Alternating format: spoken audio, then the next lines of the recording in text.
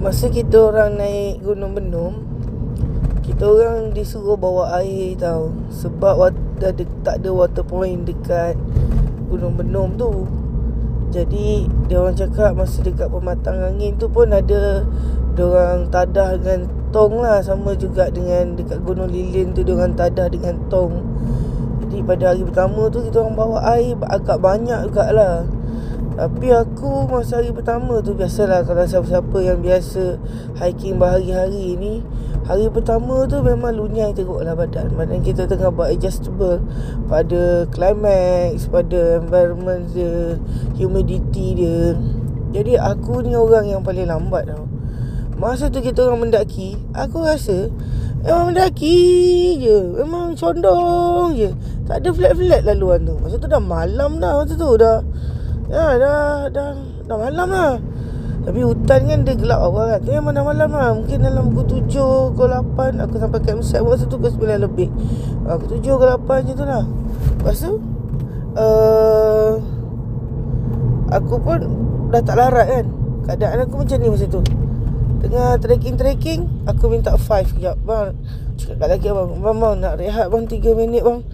Aku lelaki kata rehat. Aku duduk je, aku terus berdengkur. Aku sebenarnya lapar gila.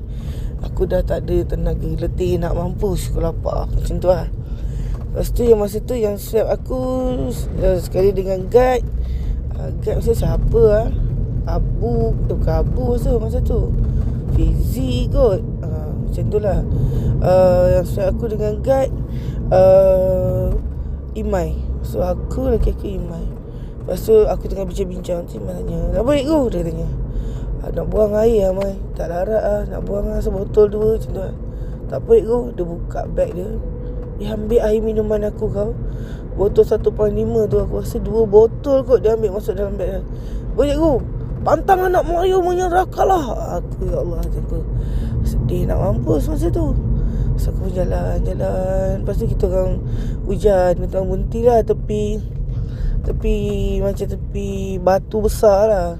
Macam boleh shade sikit. Masa tu aku cakap kat Mai buat dapur haram lah. So kita orang pun buka buat dapur haram. Aku pun bancuhkan dia orang Nescafe. Aku bancuhkan aku 2 pack Nestle. Betul aku lapar. Lepas tu aku jalan okey je, tak long life. Memang aku lapar gila punya. Lepas tu aku sampai dekat campsite. Ini orang nak cerita apa, aku bodoh tau. Sebab dah penat, sejuk, lapar. Aku pun nampak Yahudi lah masa tu. So aku pun pergi arah dia. Lepas tu dia kata, cikgu tak boleh lalu sini cikgu. Aku pergi arah dia. Cikgu, ni bukan laluan. Cikgu tak boleh lalu ke sini. Cikgu kena pusing kat sana. Aku pandang dia, kenapa dia ni tak bagi aku pergi kat dia. Aku dengar suara lelaki aku, Yang lalu sini, lalu sana. Allah bodoh tu, lambatlah sel otak tidak bersambung. Okay. Ya bukan tu sebenarnya aku nak cerita. Esok pagi bila aku bangun tidur, kau tahu tak Sarip cakap apa kat aku? Cikgu lena aku tidur malam tadi aku. Kena Sarip? Kenapa? Tak ada lah. Saya ingatkan cikgu tak lena tidur sebab dah banyak tidur atas track. Ajar. Tak ingat.